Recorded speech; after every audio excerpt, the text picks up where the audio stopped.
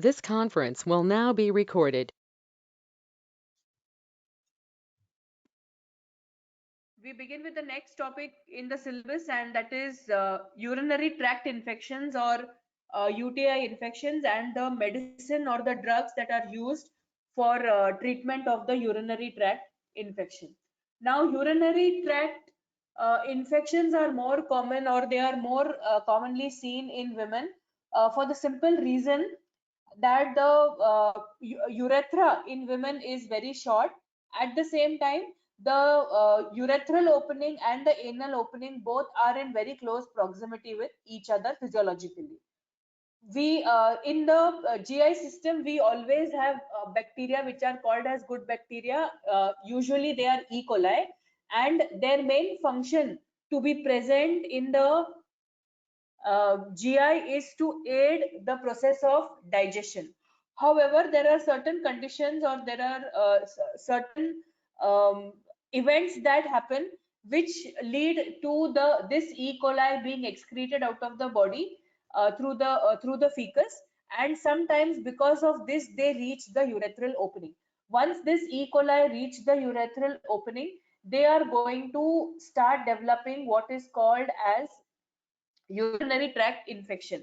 Most of the urinary tract infections are bacterial infections. Sometimes fungal infections are also seen in the urethral region or in the vaginal region. The infection starts from the urethral opening and slowly starts moving into the lower urinary tract. It can move up to the upper urinary tract, to the bladder and to the kidneys as well, if it goes untreated, if you are not putting in any effort to treat the infection that has happened. So this infection is most commonly caused by E. coli. Like I told you, the GI has plethora amount of E. coli present in it to aid our process of digestion. So most of the infections which are seen of UTI, they are caused by E. coli. Other than E. coli, the other causative organisms are the streptococcal species. Then, like I told you, you can have fungal infections also. Staphylococcus organisms, microorganisms can also cause UTI infections. Pseudomonas and Proteus organisms can also cause the urinary tract infection. So basically what is observed is that less consumption of water, or drinking less water, and not consuming enough fluids many times leads us to indigestion or to constipation. So when the person is suffering from indigestion or constipation, his chances of developing the urinary tract infection increase. To further add to the trouble, use of unclean public toilets, not practicing personal hygiene, or not being hygienic enough, all these reasons can further lead to complications of urinary tract infection. Either the infection caused could be severe, or the infection will occur and reoccur several times.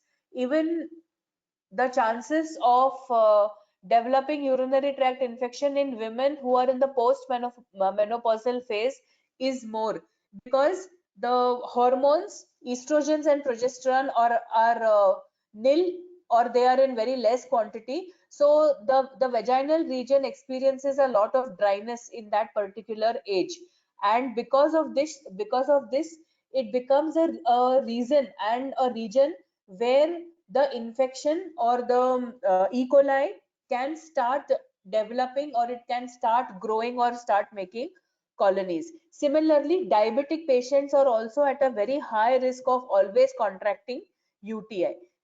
In men, if you see, the chances of developing urinary tract infections are very less. They will usually show symptoms of urinary tract infection only after the age of 55, 60. And that is also because they also are in what is called as a postmenopausal condition. Otherwise, it is mainly seen in women. A small baby right from the age of 0 months till the age of 60 contracts urinary tract infections at least once a year. It is so common all over the world. Your immune system also plays a very important role.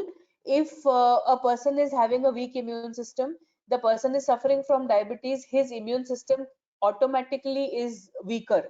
So in that case also, the reason is there for urinary tract infection to happen.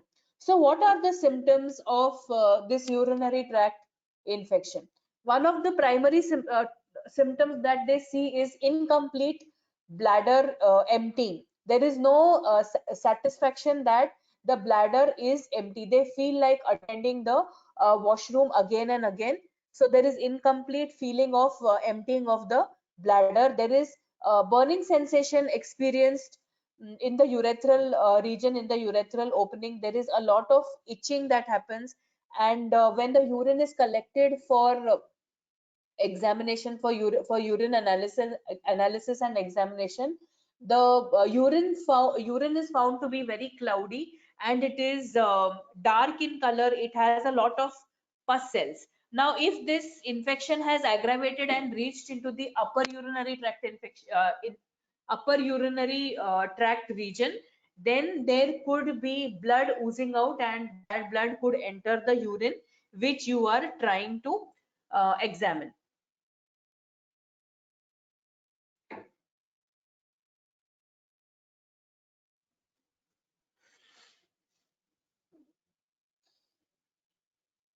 So this is the overall view of how urine is actually formed in the body. You are already aware of this. We have covered this part in the diuretics chapter, where the urine is formed in the kidney, and the GF is formed, and depending upon the GFR, the cleaning of the GF happens. That is the glomerular filtrate, and other urine normal constituents you are already aware of. You have studied it in biochemistry, that ammonia, urea and uric acid are the most common ones.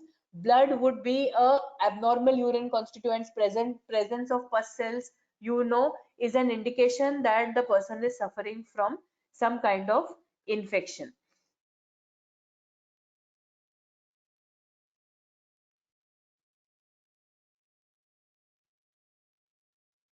So what are the causes of this urinary tract infection?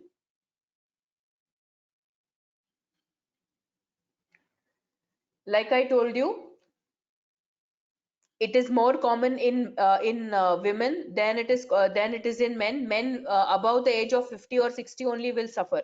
In infants, both boys and girls can have this urinary tract infection, and when there is constipation or when there is dryness in the vagina, the bladder emptying feels to be incomplete, and you will see that Escherichia coli or E. coli, which normally lives in the colon, will get transported into the urinary tract, and it will cause the urinary tract infection. Sometimes in serious conditions it can move up till the kidneys, and it can infect the kidneys also. Also, there are a lot of people who suffer from kidney stones. So people who are suffering from kidney stones also, the chances of having UTI infections over and over again are very common, or they are at a very high risk of developing UTI infection. If the infection has spread to the kidney, then it is called as pyelonephritis. Nephritis coming from the nephron.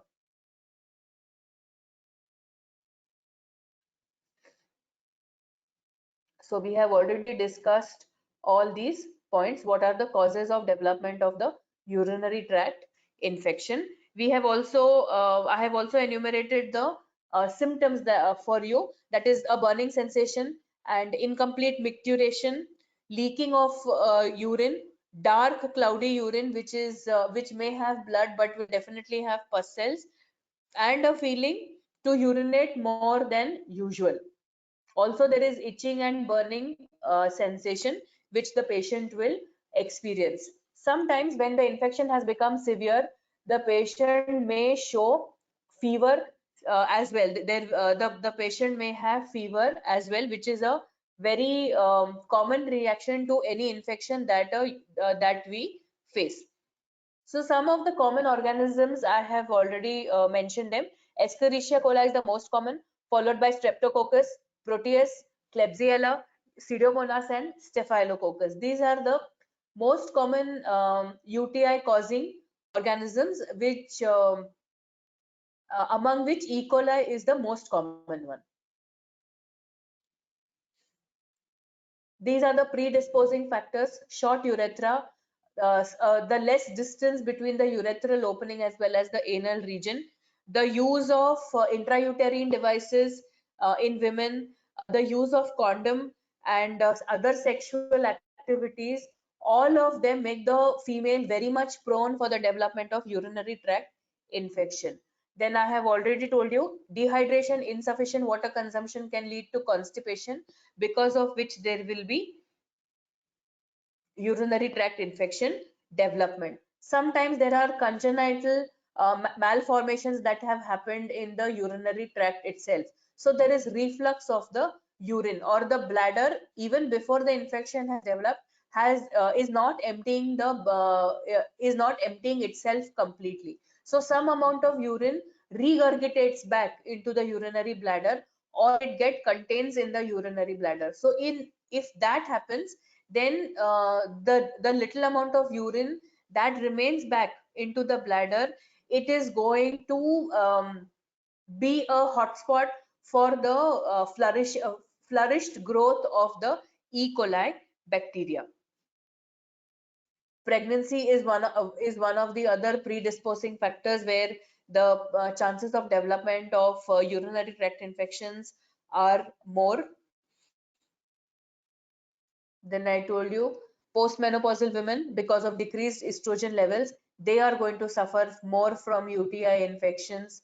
People who are suffering from diabetes mellitus, because of a weak immune system and high sugar levels, this gives a nice foundation or a ground for the bacteria to grow. So that is why diabetic patients suffer more from urinary tract infections. So we are now going to see how are we going to treat this particular urinary tract infection. So based on the chemical structure, or based on the organic compounds used for the treatment of UTI, we have divided urinary tract infective agents or anti-infective agents as follows. They are quinolone derivatives. The most common is nalidixic acid. In fact, that was the first compound, the quinolone compound, that was found or formed for the treatment of UTI infection. And from nalidixic acid, we got what are called as fluoroquinolones. They include norfloxacin, ciprofloxacin, and their kinds. It is a huge family of fluoroquinolones which are used in the treatment of UTI infections. Then there are nitrofuran derivatives. The example that we are going to look into is nitrofurantoin. There are methenamine derivatives and some urinary analgesics also. Other than this, urinary tract infection has a lot of home remedies. The juice of berries, especially cranberry, when taken, it gives you relief from urinary tract infection. Uh, Even Ayurveda recommends the use of coriander seeds and what is called as zira, and they both are very commonly used Indian spices. They are also very commonly used in the treatment of urinary tract infection. Now what do these drugs exactly do is mainly they change the pH of the urine. The pH of the urine, when it is in an acidic level, it becomes a ground, or it becomes a place which can help in the flourished growth of the bacteria. So for the bacteria which has caused the urinary tract infection to grow, acidic pH is very important. So if you are able to change the pH of the urine to alkaline side, in that case you can treat urinary tract infections very easily. So there are certain alkalizers which are available in the market with these antibiotics or with these anti-infective agents. Those alkalizers are also given. The most common alkalizer available in the market is called as Cital. And what Cital does, it alters or it changes the pH of the urine. So because of the infection, the pH of urine has decreased to 6 and below. And because of the decreased pH of the urine, there is more amount of growth of the bacteria. So by using an alkalizer like Cital, you are reverting the pH of the urine from 6, you are bringing it up 6 and below, you are bringing it up to 7 and above. And by changing the pH of the urine, automatically there is going to be death of the microorganisms which are flourishing in the urinary bladder.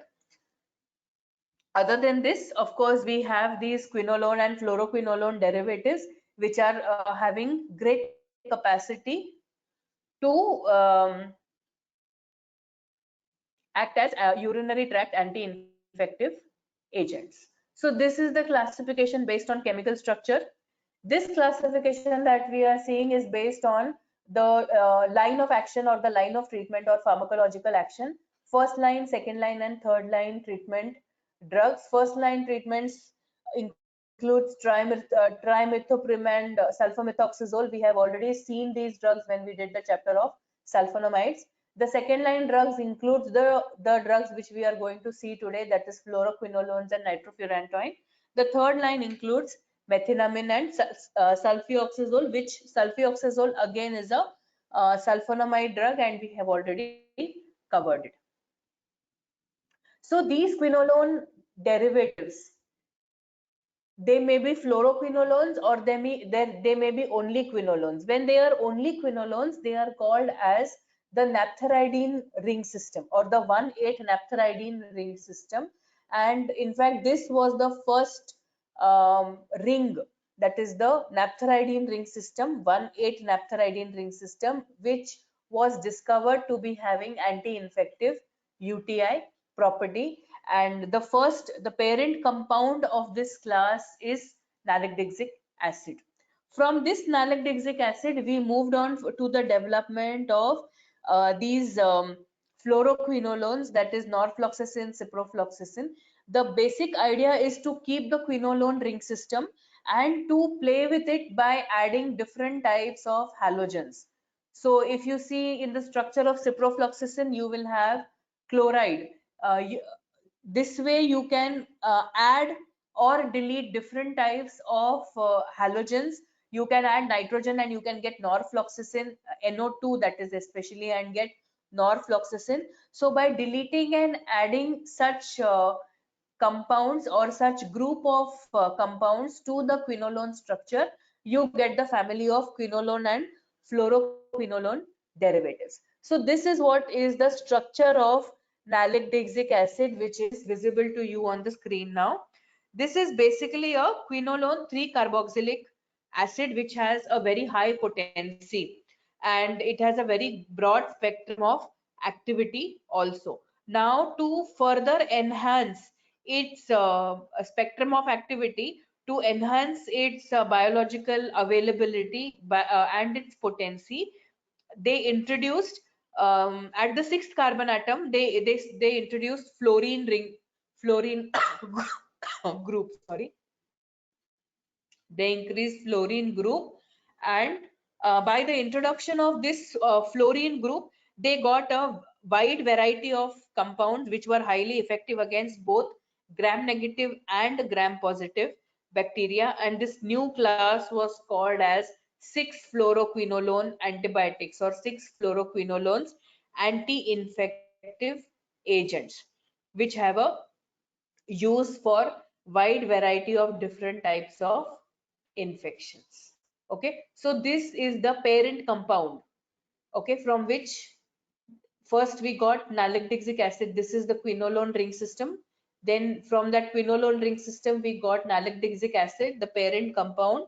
And from this fluoroquinolone, after nalacdixic acid, we got an array of different types of anti-infective UTI agents like norfloxacin, gatifloxacin, ofloxacin, ciprofloxacin, sparfloxacin, levofloxacin, moxifloxacin. Okay, so this is one big family of fluoroquinolone derivatives used in the treatment of anti-infective UTI treatment.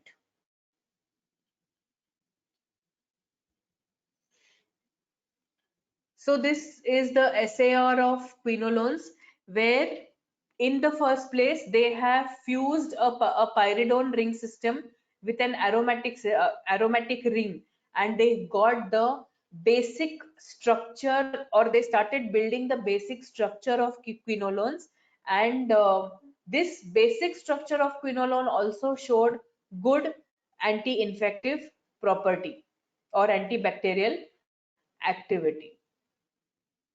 Then they have developed different examples from this parent compound. The first parent compound they designed was nalgdixic acid, which is a 1,8-naphthalidine, and it shows better activity compared to this structure or this compound, which was first discovered as a quinolone and which was first showing antibacterial or anti-infective property. Then from this nalgdixic acid, they further moved on to have different types of substitutions and to get different types of drugs. One such compound that they got was enoxin, and enoxin has shown great potency against the Pseudomonas aeruginosa causing bacteria, or the infection causing bacteria. What they have done is they have added a aminopyrrolidine group at the 7th position. Okay, so if this is nalgdixic acid, then at the 7th carbon they have added the pyrrolidine ring system, and of course at the 6th position there is fluoro group. So from here started the family of fluoroquinolones, where fluorine group was there, and at the 6th position, and then again at the 7th position an extra ring was added, a heterocyclic ring system was added, and its activity was seen to be much better than that of nalgdixic acid. This is the most commonly used, or the most initially used fluoroquinolone drug, which is ciprofloxacin. After ciprofloxacin, what the drugs which were designed were ofloxacin, synoxin, lomifloxacin, sparfloxacin. This was the entire family which was generated from the fluoroquinolone ring system. So basically, the 1,4-dihydro-4-oxo 3-pyridine carboxylic acid compound has good antibacterial property, and this is that compound. 1,4-dihydro-4-oxo 3-pyridine carboxylic acid. Then you can have different types of replacements at carbon number 2, 5, 6 and 8 at these positions. The numbering you can see over here. You can have different isosteric replacements at carbon number 2, 5, 6 and 8, and any kind of substitution at these positions has always helped the fluoroquinolones or nalgdixic acid to retain its activity. Sometimes, however, it was seen that at C2, when there is substitution, the activity slightly decreases. However, substitution at carbon number C5, C6, C7 and C8 always gives good effect. So that's why at carbon number 6, fluorine was substituted to get fluoroquinolones having better anti-infective or antibacterial activity. Not only does it have good activity to kill the microorganism, the very first thing that should happen when a drug is consumed for treatment of infection is the fact that the drug should get easily penetrated or absorbed into the microorganism cell. So it should be easy for the drug to pass through the cell wall. So by adding the fluorine group at carbon number 6, we got compounds which have good cell penetration power. They can enter into the cell easily. We can also have alkyl substitutions at the first position, and this, in fact, this is essential for activity also, that having an alkyl group at the first position enhances activity.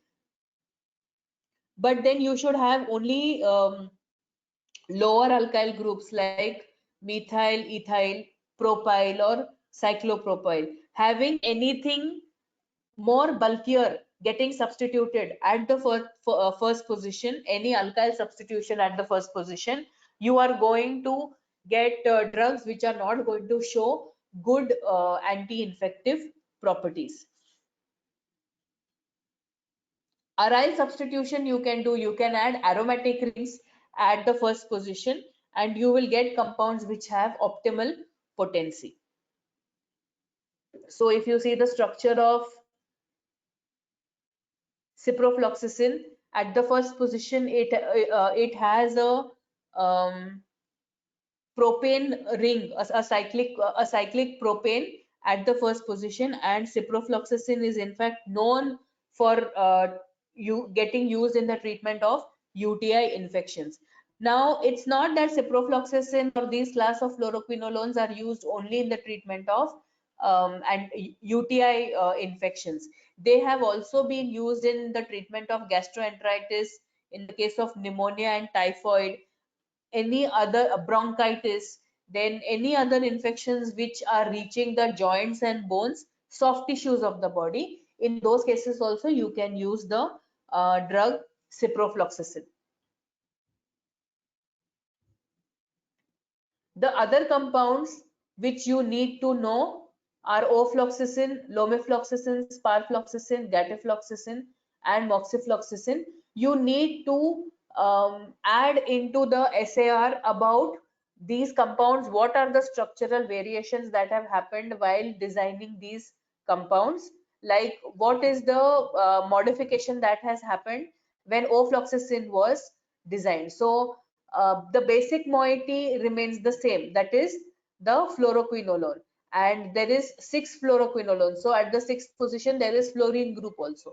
Then how did we get ofloxacin? How did we get sparfloxacin? What are the structural variations that happened to reach sparfloxacin and moxifloxacin, gatifloxacin? Most of these drugs, that is sparfloxacin, gatifloxacin, levofloxacin, they are mainly used in treatment of toxoplasmosis, when there is when most of the times the patient is admitted into the hospital. Then these drugs are given through IV. These anti-infective agents are given through IV route for helping the patient in recovering from the infection, like in the case of pneumonia or in the case of typhoid, when the infection has spread into or has become a deep rooted infection. So these are quinolone derivatives. You can see over here the next example that we have is that of sparfloxacin, which has a typical quinolone ring system. Then like ciprofloxacin, it has a cyclopropyl group at the first position. It is a fluoroquinolone because at sixth position also it has a fluorine group. Then what modifications have happened here are that there is a heterocyclic ring system which has been introduced at the 7th position. So in the SAR for sparfloxacin, after you enumerate the changes that have happened at the 7th position, in the case of fluoroquinolones, you need to mention what has this compound done, like whether it has increased potency, whether it has given the power of cell penetration, what exactly has been enhanced, or its bioavailability has increased, its life has increased, what exactly has increased by adding or deleting these different types of substituents on the fluoroquinoline ring system or on the quinolone derivatives. So what do these fluoroquinolones do? There are different mechanisms by which the fluoroquinolones act. There are a lot of steps that are involved when the microorganism is multiplying or it is growing. You are aware that when multiplication happens, it is the duty or the function of the DNA of the microorganism to carry over from one generation or from the older bacterial cell to the newer bacterial cell. You need to carry the traits of infection or traits of the bacteria. So for that you require an array of enzymes. When the process of multiplication of the DNA is happening, from the mother cell, two daughter cells are getting formed. So by hampering this entire mechanism of passing on information from the mother cell to the daughter cells by through the DNA, the fluoroquinolones, by hampering this particular type of mechanism, it is giving its anti-UTI activity. So basically, they are easily entering into the cell through the process of passive diffusion, and their bioavailability in the cell is very good. That is of the fluoroquinolones. Once inside the cell, what they are going to do is they are going to interfere with the topoisomerase 2 enzyme. If you recollect, when the information has to be passed from the mother cell to the daughter cells through the DNA, there are several enzymes which are involved in the process, and one of the enzymes is this DNA gyrase or the DNA topoisomerase 2. So spindle formation happens in the process of mitosis. Spindle formation happens, and the genetic material is separating, or it is getting broken into two parts. Now when this breaking up of the genetic material is happening, when the chromosomes are getting divided, or the information, the genetic information has to be passed on from the mother cell to the daughter cell, lot of tension is generated, and this tension is felt by the DNA. Now to decrease this tension, this stretching of the genetic matter, there is a particular enzyme which is called as the DNA gyrase enzyme. And the function of this DNA gyrase enzyme is to prevent this process of supercoiling, to keep it in an uncoiled state, and to prevent this tension building up because of the supercoiling process. So if this negative supercoiling happens, then this negative supercoiling is going to happen because of the DNA gyrase enzyme. The DNA gyrase enzyme will not allow the tension to increase, and supercoiling will be prevented, so that the DNA strands don't break. Otherwise, they are going to break. If there is so much of tension, the DNA strands are going to break. Okay, so this is how it looks. This is how the DNA supercoiling starts, and this DNA supercoiling is facilitated by the DNA gyrase enzyme. And when the supercoiling is happening, it is the function of the DNA gyrase enzyme to keep the tension at the lowest, so that the DNA strands do not break. Now, what the fluoroquinolones or quinolones like nalidixic acid do is they are inhibiting the action of this DNA gyrase enzyme or the topoisomerase 2 enzyme. So when this action of DNA gyrase enzyme or the topoisomerase 2 enzyme is inhibited, then this coiling causes a lot of tension. The DNA strands break open and there will be cell death. So by preventing this tension building, by letting the supercoiling happen smoothly without any tension, if this procedure has to happen, you need the topoisomerase 2 or DNA gyrase enzyme. Fluoroquinolones inhibit the action of DNA gyrase and or the topoisomerase 2 enzyme, thereby causing death of the bacterial cell and giving anti-UTI property or anti-urinary tract infection property. So this is called as the nicking and closing activity of the DNA gyrase enzyme, and the fluoroquinolones inhibit this nicking and closing activity. So what happens in this nicking and closing activity? Because of torsion, because of stress, there are chances that the DNA will break, causing cell death. So if you don't allow the DNA gyrase enzyme to work, then this replication process, the process of passing on the information from one cell to another, will happen in lot of tension and torsion, and thereby it will cause breaking of the strands, leading to cell death. So the example whose synthesis we are going to see is that of ciprofloxacin. It is a long method for the synthesis of ciprofloxacin, which is continued on the next slide as well, where it undergoes alkylation. It is also undergoing um, addition of NaOH and release of ethanol, and in the end giving you the drug ciprofloxacin.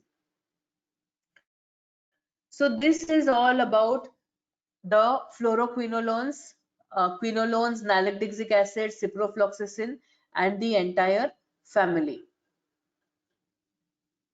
The next class is that of nitrofurantoin derivatives. The example is nitrofuran. You can see this is the furan ring system, and this is the nitro group, which is attached to its 1, 2, 3, 4, 5, fifth position. Nitro group is attached to furan ring system, and it is called as nitrofurantine. These class of drugs, they are having activity against E. coli, Klebsiella, Staphylococcus aureus, and they are inhibiting the activity of acetyl-CoA, thereby inhibiting the cell wall synthesis or carbohydrate metabolism. They are also acting on this part, okay, like the trimethoprim and sulfamethoxazole. They are also used in the treatment of UTI. So they are also inhibiting the synthesis of purines and pyrimidines, and by inhibiting the synthesis of purines and pyrimidines, both sulfamethoxazole and trimethoprim as well as nitrofurantine, all three of them will show anti-UTI action.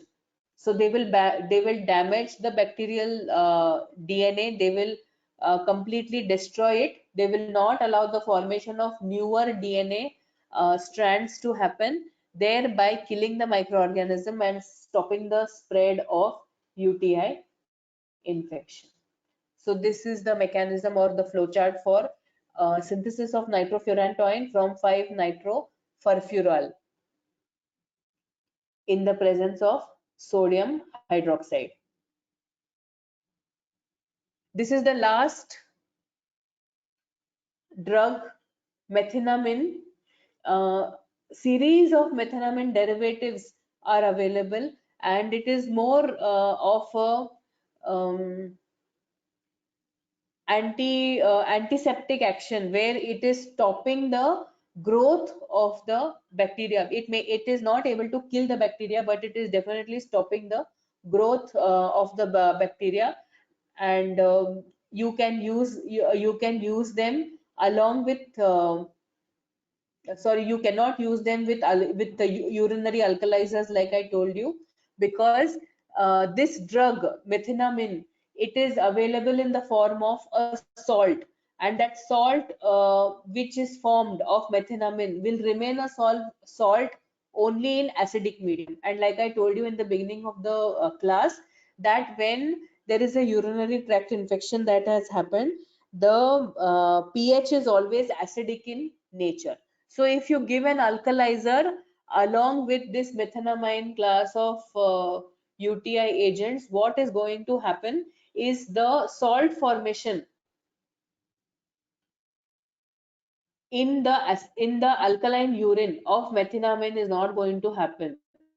Because salt formation is not happening, this particular will disintegrate, it will get destroyed in the alkaline medium, and it will be of no use. That is why urinary alkalizers, which I told you are given to patients to change the pH of the urine, they are not given when methenamine is being used in the treatment of UTI infections. Okay, so this was all about UTI agents or UTI anti-infective agents, where we started first with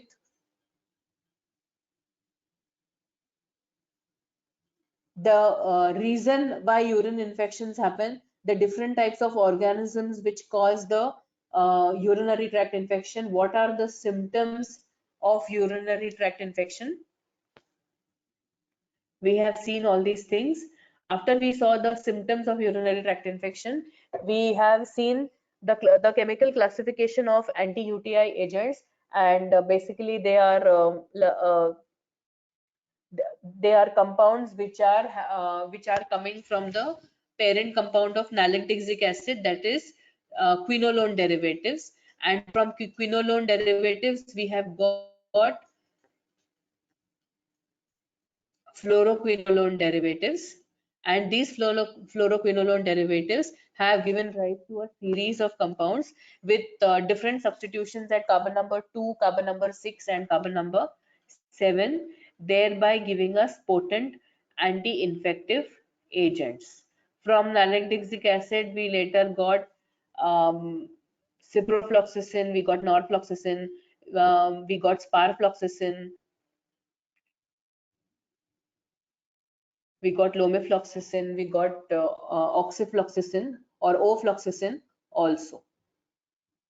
Then we have seen the mechanism of action of these compounds and how important it is to have the DNA gyrase enzyme, and what happens when the DNA gyrase enzyme is not present.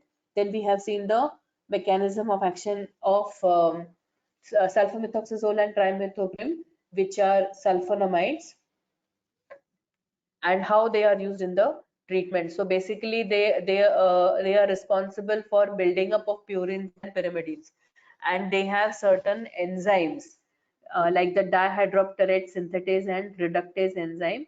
By acting on these enzymes either completely or partially, that is some sulfonamides inhibit the synthetase enzyme, trimethoprim inhibits the reductase enzyme.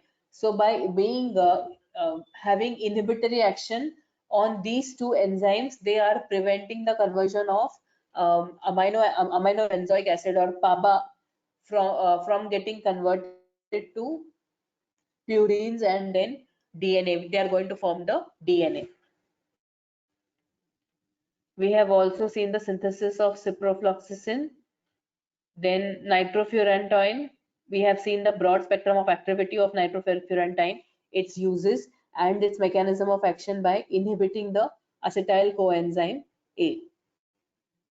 And we have also seen the synthesis of nitrofurantoin, which is obtained from nitrofurfural. Then we have the methenamine salts or methenamine derivatives, which are active only in acidic urine.